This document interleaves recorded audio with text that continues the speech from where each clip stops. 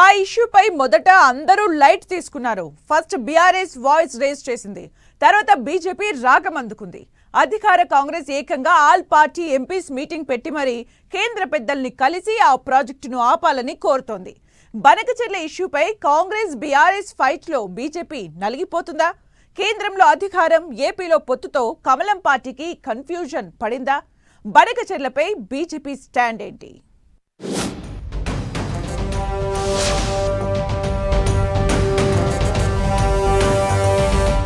బనకచెర్లపై Congress versus BRS, మధ్యలో BJP.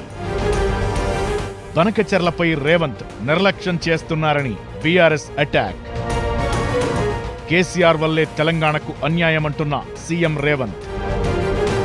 కేంద్రంలో టీడీపీతో పొత్తు ఉండటంతో ఆచితూచి బీజేపీ రియాక్షన్. ఏపీ తెలంగాణ నీళ్ల పంచాయితీ, Congress BRS political war.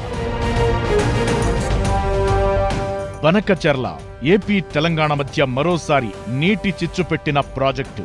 Telugu రాష్ట్రాల మధ్య వివాదాన్ని రాజేసిన బనకచెర్ల తెలంగాణలోని అధికార ప్రతిపక్ష పార్టీల మధ్య మాటల యుద్ధానికి తెరలేపింది. బనకచెర్ల పాపం మీదంటే మీదని కాంగ్రెస్ బీఆర్ఎస్లు అటాక్ చేసుకుంటుంటే బీజేపీ మాత్రం గందరగోళంలో పడిందన్న టాక్ వినిపిస్తోంది. అయితే ఈ ఇష్యూపై మొదట అందరూ లైట్ తీసుకున్నట్టే కనిపించారు. బనకచెర్లతో తెలంగాణకు అన్యాయం జరుగుతోందని బీఆర్ఎస్ గళమెత్తింది.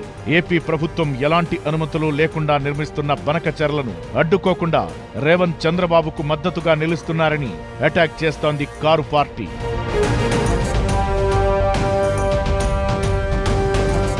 గోదావరి బనకచెర్ల ప్రాజెక్టుపై రాజకీయ దుమారం నేపథ్యంలో ఆల్ పార్టీ ఎంపీస్ మీటింగ్ నిర్వహించారు సీఎం రేవంత్.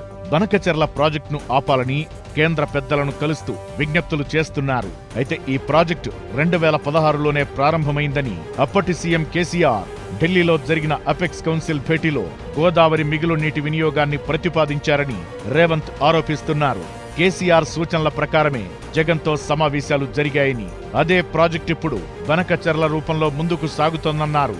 రాయలసీమ సస్యశ్యామలంగా మారాలని కేసీఆర్ మాట్లాడిన విషయాన్ని గుర్తు చేసి మరింత రాజకీయ వివాదం రాజేశారు CM Revanth Reddy.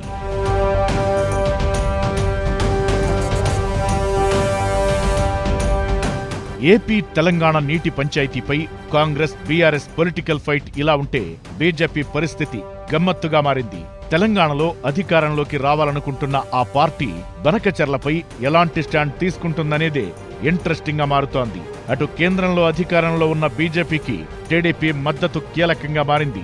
Same time ఏపీలో కూటమిగా టీడీపీ, బీజేపీ ప్రభుత్వంలో ఉన్నాయి. దాంతో బనకచెర్లపై బీజేపీ వ్యతిరేకిస్తుందా, సమర్థిస్తుందా అంటే ఏం చెప్పలేని పరిస్థితి ఉందట. ప్రస్తుతానికైతే కమలనాథులు ఈ ఇష్యూలో డైలమాలోనే ఉన్నట్టు కనిపిస్తున్నారు. ప్రాజెక్టు కట్టొద్దంటే ఓ తలనొప్పి, బనకచెర్లను సమర్థిస్తే బీఆర్ఎస్ కు అస్త్రంగా మారే అవకాశముంది. అసలే వాటర్ సెంటిమెంట్ కు సంబంధించిన ఇష్యూ కావడంతో ఆచితూచి మాట్లాడుతున్నారు కమలనాథులు. అయితే బనకచెర్ల ప్రాజెక్టుపై నిబంధనలను పరిశీలించి అందుకు అనుగుణంగానే నిర్ణయం తీసుకుంటామని కేంద్ర మంత్రి కిషన్ రెడ్డి చెబుతున్నారు. ఏ రాష్ట్రానికి అన్యాయం జరగకుండా కేంద్రం నిర్ణయం తీసుకుంటుందని కిషన్ రెడ్డి చెప్పుకొస్తున్నారు. ఇదెలా సాధ్యమనేదే చర్చ. బనకచెర్లను ఆపితే తెలంగాణ హ్యాపీ, కానీ ఆ ప్రాజెక్టును నిలిపేసేందుకు చంద్రబాబు, అక్కడి కూటమి సర్కార్ ఒప్పుకుంటుందా అంటే డౌటే. ఈ పరిస్థితుల్లో బీజేపీ పరిస్థితి అడకత్తెరలో పోకచక్కలాగా మారిందనే టాక్ వినిపిస్తోంది.